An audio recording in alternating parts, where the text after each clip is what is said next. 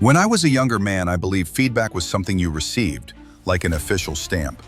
Someone would tell you, "You did great," or "You need to improve here," and you'd either smile or flinch. But over time, after dozens of performance reviews, late-night mentoring sessions, and even a few tough conversations in glass rooms, I learned something no one ever taught me in a leadership book.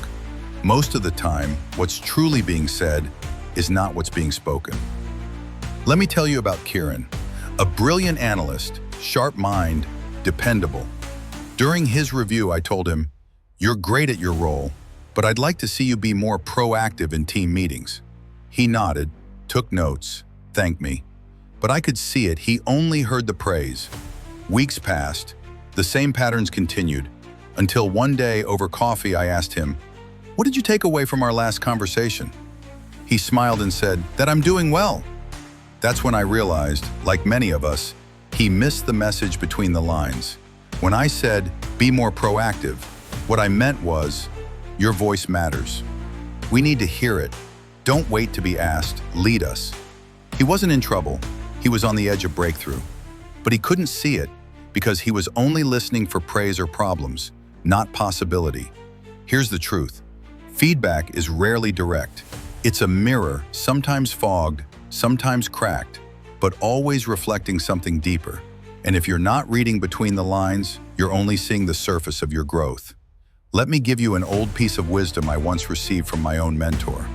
When someone gives you feedback, don't just ask, "What do they want me to fix?" Ask, "What do they see in me that I'm not yet seeing in myself?"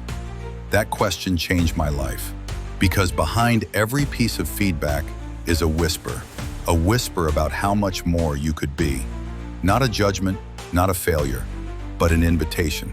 So the next time someone offers you feedback, especially the kind that feels vague or polite or even slightly uncomfortable, pause.